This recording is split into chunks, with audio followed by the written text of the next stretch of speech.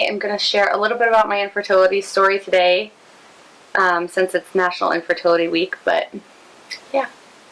A little about my infertility journey. It actually started several years ago because I now have a almost 2-year-old, but when my husband and I got married, we knew right away that it was going to be hard for me to get pregnant. I actually found out when I was a teenager that I had polycystic ovary syndrome. So I was told when I was diagnosed with that it would be slim to impossible for me to have babies, just because of the severity of it. So flash forward a few years, and we hadn't been married very long, but we kind of decided it was right for us to not necessarily start trying, but more so not stop it. So, we started that, and about a year passed, and we were ready to really dive in, because obviously, not stopping it wasn't working. So we met with a doctor and a fertility specialist and got started right away on medications and testing and one thing after another, and that kind of really started our journey.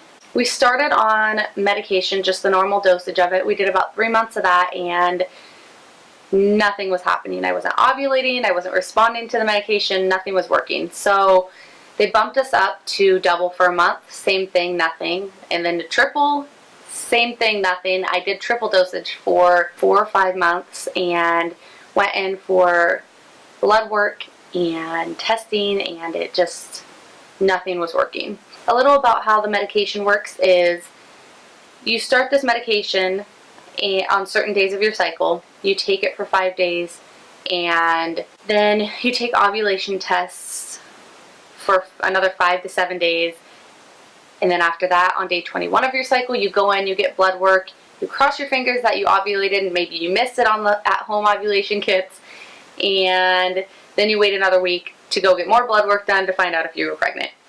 So, at this point, it had been about a year of doing that, and that alone is really, really draining on your body to go and get blood work done twice a month, pregnancy tests, ovulation kits, plus the medication that's really messing with your hormones. At that point, I was a mess. It had been 2 years. I was really losing faith. I was really losing hope. I just didn't see this happening in our future. And I think no matter how many times you're told, oh, it's going to be impossible for you to have babies, or it's going to be really hard for you to have a baby, you still have this hope, this faith that somehow it's going to work out, that you're going to get your miracle baby, and that, you're going to be different. They may have told you that may have happened to other people, but you're going to be different. And I really was holding on to that, and at this point, after these couple of years of doing this, I hit this wall that was kind of like, I guess that's not me. That's not going to happen to me. I'm not that special person. I'm not that person that's going to get that miracle baby. This just isn't going to happen to me. So we ended up moving states, and when we got to the state that we live now, we met with a new fertility specialist, kind of went over our options, what we had done so far, and made a new game plan. And he started us on a new treatment, and we ended up doing that for a while. And again, nothing was working. No response. No detection of ovulation. It just nothing. And it still makes me so emotional just to think about that, because I remember at that time in my life, I felt like a failure. I felt like my body was failing me. I felt like I was broken. I couldn't give my husband the family that he wanted. I couldn't even achieve, that one purpose that I feel like I was made for. I was made to be a mom, and it wasn't working. I was praying, I was hoping, I was seeking all the help that I could. I was doing all the treatments I was supposed to. I was spending all this money and nothing. I was getting nothing from it. Not even just a simple oh, you ovulated this month, there's hope. It was zero, nothing, no ovulation, nothing.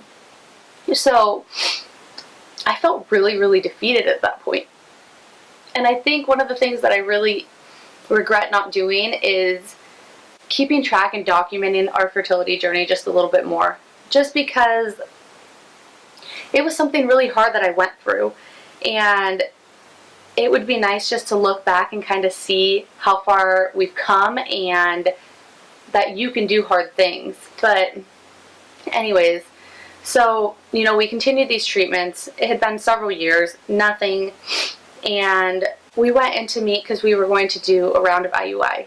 And I went in for just the startup blood work and testing to get all that started. And I left that day and I was done. I was done that day. It had been such a hard day. And I remember driving home and I called my husband and I was in tears because I was done. My body couldn't handle it anymore. We didn't have the money to be paying for this stuff. He was fresh out of school. I didn't understand why I was being given this trial, but no resources to handle it or to be able to overcome it.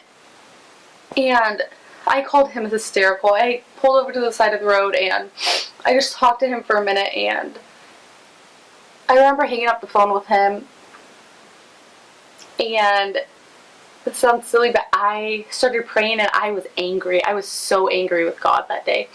I literally just started almost yelling at him in prayer in the car, and I can only imagine how silly it looked, but I just had tears streaming down my face and just saying, why? Why are you doing this to me? I'm doing everything that I possibly can, and you're not helping me. You're not there for me. Where are you? And in my prayer, and then I sat there and I cried some more, and the phone rang. I didn't know the number, and I looked at it and I just ignored it. I was in the middle of my cry sesh and I didn't want to talk to anybody, so I just shoved it off to the side and continued crying there. And on my phone popped up, that I had a new voicemail. So I listened to it, and I'll never forget, because it was my doctor's nurse that I was just at, and she said, "Hey Jessica, will you call me as soon as possible, as soon as you get this?" So I listened to it and put my phone down for a minute, and I just sat there thinking to myself, now what? Like, now what can go wrong? What now? Mustered up the courage, if you will, and I called her back, and the receptionist answered and said, "Oh, let me grab her," and she went and grabbed her, and I waited there on hold for a minute, and then her voice on the line was, "Jessica? Yeah, this is me. So I got your blood work back, and I've got some news for you." And I remember in that moment, like, my stomach dropped. I honestly, thought of the worst. I had gone through these years of this, and everything had been negative, bad, and I thought, it's just gonna be bad. She's gonna tell me, I'm broken forever and nothing's gonna work. And so I hesitantly said, "Okay, what is it?" And she said, "You're pregnant."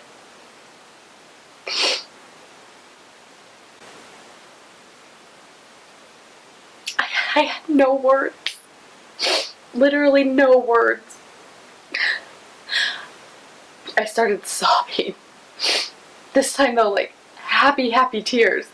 It was a miracle. It was literally a miracle. And I still to this day, I can't say, I couldn't tell you how or why, except for God had a role in that. Big time. And I was pregnant. I had my miracle baby. I was carrying our miracle baby. By some will, by the grace of God, I was pregnant.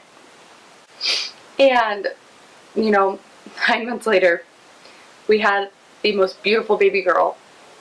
And she's perfect. And I've never, ever felt a love like I do for her. It's indescribable. And my husband is the best dad. The best. And now she's about to turn 2, and I'm so grateful for her. But here we are again on our second infertility journey. And I'd be lying if I said it was easier. I think this time I feel a little sense of urgency, just because I don't want there to be this huge age gap between the two. So it's harder in a different way. I'd say they were equally as hard, but just in their own way. So here we are again, but I'm so grateful that I'm able to say that I had that success just one time, even if I only ever have her, I have my miracle baby. I'm so grateful.